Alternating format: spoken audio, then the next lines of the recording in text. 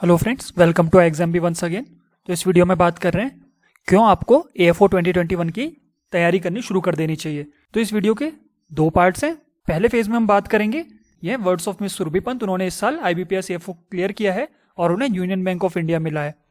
और क्योंकि उन्होंने इसी साल ये एग्जाम क्लियर करा है तो सबसे वो क्लोजेस्ट हैं जो आपको बता सकती हैं इस एग्जाम को कैसे क्लियर किया जाता है। अगर हम 2-3 साल पहले जिन्होंने क्लियर किया उनको लेके आते तो हो सकता है उनकी बताई बातें उतनी यूजफुल नहीं हो पाती।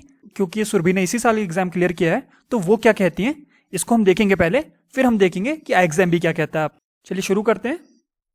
ये इनका रिजल्ट है जहाँ पे इन्हें यूनियन बैंक ऑफ इंडिया मिला है अनरिजर्व कैटेगरी से। 67 आउट ऑफ 100 इनके मार्क्स थे। अब देखते हैं सुरभि ने क्या बताया। तो सुरभि कहती हैं कि उन्होंने फरवरी में स्टार्ट कर दी थी प्रिपरेशन करना। आप लोग जानते हैं कि AFO का जो एग्जाम होता है दिसंबर लास्ट में होता है प्रीलिम्स, और उसका जो मेंस है वो जनवरी लास्ट में होता है। लेकिन सुरभि ने फरवरी से ही पढ़ना शुरू कर दिया था इसके लिए। सुरभि कहती है हर साल कंपटीशन बढ़ता जा रहा है तो प्रीलिम्स भी इक्वली इंपॉर्टेंट हो गया है। प्रीलिम्स के लिए प्रिपेयर करना भी बहुत जरूरी हो गया है। जब आप प्रीलिम्स की तैयारी करते हैं तो आपको साथ साथ मेंस की तैयारी भी करनी चाहिए। AFO मेंस के बारे में एक और बात है, ये बहुत अनसर्टेन है। इसमें कभी भी कुछ भी पूछा जा सकता है। इस बार हम उम्मीद कर रहे थे कि करंट एग्रीकल्चर, रूरल डेवलपमेंट वगैरह में से क्वेश्चंस आएंगे, लेकिन इस बार सारी की सारी स्टैटिक एग्रीकल्चर या फिर आप कह सकते हैं कोर एग्रीकल्चर आ गई एग्जाम में। तो ये बहुत अनसर्टेन एग्जाम है, इसमें कभी भी कुछ भी पूछा जा सकता है। आप नहीं जानते किस ईयर क्या ज्यादा पूछ लिया जाएगा, तो आपको सब कुछ पढ़ना होता है। इस वजह से आपको पहले ही तैयारी करना शुरू कर देना पड़ेगा मेंस के लिए। देन एक इंपॉर्टेंट बात सुरभि कहती है कि आपको खुद पे विश्वास रखना होगा कि आप एग्जाम क्लियर कर जाओगे। ग्रुप स्टडी और डिस्कशंस बहुत यूजफुल हैं। आप डिफरेंट टेलीग्राम ग्रुप्स ज्वाइन कर सकते हो और अपने फ्रेंड्स के साथ ग्रुप स्टडी कर सकते हो, जिससे डिस्कशन से आपका नॉलेज बढ़ेगा और चीजें रिवाइज होती रहेंगी। आप इसको एज अ पॉजिटिव कंपटीशन ले सकते हो। देन मॉक टेस्ट इंपॉर्टेंट है। मॉक टेस्ट को आप स्किप नहीं कर सकते। मॉक टेस्ट से आपको रियल टाइम एक्सपीरियंस हो जाता है कि एग्जाम में कैसा होगा, इतने टाइम में आप उतने क्वेश्चंस कर पाओगे या नहीं कर पाओगे। तो प्रीलिम्स के लिए तो मॉक टेस्ट बहुत ही ज्यादा इंपॉर्टेंट है। और मेंस के भी मॉक टेस्ट जब आप दोगे तो आपको बहुत सारे ऐसे क्वेश्चंस मिलेंगे जो या तो एग्जाम में आ सकते हैं या फिर उससे रिलेटेड एग्जाम में कुछ पूछा जा सकता है। Then enter into positive competition, जैसे हमने पहले कहा कि आप ग्रुप डिस्कशंस करो, टेलीग्राम ग्रुप्स ज्वाइन करो, ज्यादा से ज्यादा बातें करो लोगों के साथ एग्जाम से रिलेटेड, और एक पॉजिटिव कंपटीशन का माहौल बना के रखो। Then don't go for blind studies, ये सबसे ज्यादा इंपॉर्टेंट पॉइंट है। हम लोग क्या करते हैं, ऐसे ही कोई भी RK शर्मा, शुंडा या ऐसे कोई कातियान वगैरह बुक्स उठा के रटना शुरू कर देते, 2-3 बार बुक्स को पढ़ने लगते हैं, लेकिन उससे सिलेक्शन नहीं होता। आपको क्या करना है, ऐसे ब्लाइंड स्टडी नहीं करनी और गाइडेंस लेनी है लोगों से जिन्होंने पहले ही एग्जाम क्लियर किया हुआ है। Then start your preparation on time. आपको टाइम से प्रिपरेशन स्टार्ट कर देनी है। अभी सिर्फ 6 महीने बचे हुए हैं और आपको लगातार प्रिपरेशन करनी है, कंसिस्टेंट रहना है, क्योंकि कंपटीशन इतना ज्यादा है। ऑल इंडिया 300-400 सीट्स को निकालना बहुत ज्यादा मुश्किल हो जाता है। और अगर आप देर में तैयारी करोगे तो कोर्स इतना वाइड है कि आप याद ही नहीं रख पाओगे एग्जाम में जो पूछा जाएगा। तो एग्जाम में क्योंकि कहीं से भी कुछ भी क्वेश्चन आ जाता है तो आपको ध्यान भी नहीं रहेगा, आप इतना सारा नहीं कम टाइम में पढ़ पाओगे। और एक जो मोस्ट इंपॉर्टेंट बात सुरभि ने कहा, उन्होंने कहा आप याद रखना कि pain of hard work is always less than pain of regret. तो जब ये हार्ड वर्क कर रहे होगे, ये हो सकता है आपके लिए कंसिस्टेंटली हार्ड वर्क करना आसान ना हो, लेकिन इसमें जो आपको तकलीफ होगी वो बहुत कम है रिग्रेट से। अगर आपका सिलेक्शन नहीं हुआ तो जो आपको रिग्रेट होगा उससे ये तकलीफ बहुत कम है। ये सेंटेंस आपको हमेशा याद रखना है। तो ये तो थे मिस सुरभि पंत के वर्ड्स। मिस सुरभि पंत ने अपने आप से पढ़ाई की थी, कुछ मॉक टेस्ट वगैरह अटेम्प्ट करके। उन्होंने ऐसे कोई कोर्स वगैरह ज्वाइन नहीं किया था। और एग्जाम भी क्या कहता है अब आप ये देख लीजिए। तो कुछ कंफ्यूजन होंगे आपके दिमाग में कि कोविड चल रहा है तो वैकेंसीज आएंगी या नहीं आएंगी। 100% आएंगी, बिल्कुल वैकेंसीज आएंगी और अच्छे नंबर की वैकेंसीज आएंगी। को आगे डिस्कस करते हैं। देन सिर्फ 6 महीने बचे हैं और ये 6 महीने बहुत कम टाइम। अगर आप अभी से प्रिपेयर नहीं कर रहे हैं और आप बहुत मजे में बैठे हुए हैं कि अभी तो बहुत टाइम है, देख लेंगे, 2 महीने में प्रिपरेशन हो जाती है, तो भूल जाइए अपना सिलेक्शन। अगर आप नहीं प्रिपेयर कर रहे हो अभी AFO के लिए तो आप ये सोच लो कि आप क्या करोगे अगर आपका सिलेक्शन नहीं होता है। देन कंपटीशन बहुत ज़्यादा है, ये आपको याद रखना है, इसलिए आपको अभी से प्रिपेयर करना शुरू कर देना है।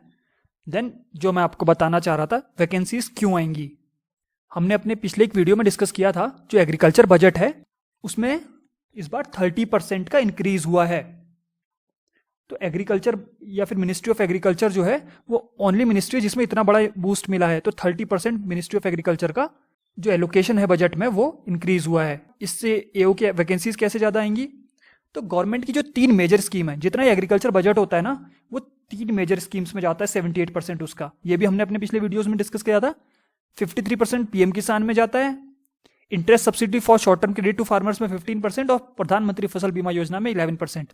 और ये तीनों की तीनों स्कीम्स को एएफओज हैंडल करते हैं। तो जब इतना सारा बजट जा रहा है तो ऑब्वियस सी बात है कि गवर्नमेंट को लोग चाहिए ये काम करने वाले, और स्पेशलाइजेशन चाहिए एग्रीकल्चर में। तो एग्रीकल्चर बजट की जितनी भी स्कीम्स गवर्नमेंट की इवन आती हैं सारी, वो बैंक्स के थ्रू ही आ रही हैं। इवन डीबीटी भी, डायरेक्ट बेनिफिट ट्रांसफर भी बैंक से आता है। बिल्कुल शॉर्ट है कि वैकेंसीज आएंगी ही आएंगी। देन एक और बात है, जितनी भी गवर्नमेंट स्कीम्स होती है जैसे मैंने आपको बताया वो सारे एएफओज ही हैंडल करते हैं। और साथ में एएफओ क्या होता है, वो एक बैंक का मल्टीपर्पज एम्प्लॉय होता है। जो एएफओ होता है वो पीओ का काम भी कर लेता है, लेकिन पीओ के लिए एएफओ का काम करना मुश्किल होता है। पीओ जो होते हैं उनको एएफओ की एग्रीकल्चर के फील्ड की जानकारी बहुत कम होती है, ऑलमोस्ट नहीं के बराबर होती है। तो बैंक को जब अपने रिक्रूटमेंट्स करने हैं तो हमेशा ऐसे मल्टीपर्पज एम्प्लॉयज को ही रखना चाहेगा। बहुत सारे बैंक्स होते हैं जहां पर एएफओस पीओस का काम भी करते हैं, तो इसलिए उस एक्सपीरियंस की बेसिस पे आपको बता रहा हूं। देन इंग्लिश, तो मोस्ट एग्रेरियंस जितने भी एग्रीकल्चर वाले होते हैं उनकी इंग्लिश अधिकतर कमजोर ही होती है, इंग्लिश में स्ट्रांग नहीं होते। तो और इंग्लिश को प्रिपेयर करने में लगता है टाइम। अगर आप सोच रहे हो कि आप 1 महीने में इंग्लिश प्रिपेयर कर लोगे तो भी आप भूल जाइए, आपको इंग्लिश प्रिपेयर करने में टाइम लगेगा। तो इसलिए आपको अभी से तैयारी शुरू करनी है। देन अगर आप अभी से तैयारी करते हो तो आप साथ साथ में आपकी नाबार्ड और अदर जो एग्जाम्स आते हैं एग्रीकल्चर रिलेटेड उनकी भी तैयारी हो जाएगी। तो मान लीजिए आप तैयारी करो एएफओ की और बीच में कोई एग्जाम का नोटिफिकेशन आ जाता है, तो हो सकता है आपका वो एग्जाम भी क्लियर हो जाए और वो एएफओ से अच्छी पोस्ट हो। ऐसी वैकेंसीज आती रहती हैं और इनको हम अपने चैनल पर दिखाते रहते हैं कि अब कहाँ कहाँ कैसी कैसी वैकेंसीज निकली हुई हैं। देन बुक्स को पढ़ना, सिर्फ बुक्स को पढ़ना काफ़ी नहीं है किसी भी लेवल पर। अगर आप सिर्फ बुक्स रटते रहोगे जैसे मैंने आपको बताया, तो आपको लॉन्ग टर्म स्टडी करनी पड़ेगी। आप बहुत लंबे टाइम तक जब बार बार टच में रहोगे, आप कुरुक्षेत्र मैगजीन का रिव्यू देखते रहोगे या फिर क्वेश्चंस अटेम्प्ट करते रहोगे, तो आपका रिवीजन होता रहेगा कोर्स का, और ऐसे धीरे धीरे आपकी मेमोरी में सेट हो जाएगा। कम टाइम में इतना सारा रटना पॉसिबल नहीं होता, तो आपको लॉन्ग टर्म स्टडी करनी पड़ेगी जो धीरे धीरे आपके दिमाग में सेटल हो जाए। क्या होता है कि जैसे आप एग्रीकल्चर करंट अफेयर वगैरह को फॉलो करते रहोगे तो उसमें बहुत सारी गवर्नमेंट स्कीम्स की बात होती है।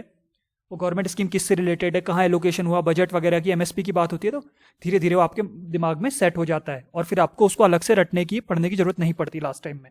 हम अपने नेक्स्ट वीडियो में बात करने वाले हैं कि एएफओ के लिए कैसे प्रिपेयर करना है, क्या स्ट्रेटेजी हो सकती है, क्या बुक्स हो सकती हैं, कैसे तैयारी की जाए। अगर आप एएफओ या किसी और एग्रीकल्चर रिलेटेड एग्जाम के लिए फ्री मॉक टेस्ट देना चाहते हो तो आप एग्जाम की वेबसाइट विजिट कर सकते हो, और आप हमारा टेलीग्राम ग्रुप तो जरूर ज्वाइन कर लीजिए। टेलीग्राम ग्रुप में आपको ये जितने भी वीडियोस हम डालते हैं इन सब के पीडीएफ्स मिल जाएंगे और डेली एग्रीकल्चर अपडेट्स मिल जाएंगे। वहाँ पे पोल क्वेश्चंस वगैरह भी होते हैं, उन सब से आप टच में रहोगे एग्रीकल्चर रिलेटेड कंटेंट के। 500 से ज़्यादा स्टूडेंट्स हैं, तो उनके साथ भी आप एग्रीकल्चर से रिलेटेड या एफओ वगैरह एग्जाम से रिलेटेड डिस्कशंस कर सकते हो, या वैकेंसीज के बारे में भी जान सकते हो कि कौन सी आई हुई हैं या कौन सी आने वाली हैं। तो इस वीडियो के लिए इतना ही था, जल्दी मिलते हैं एक और वीडियो में।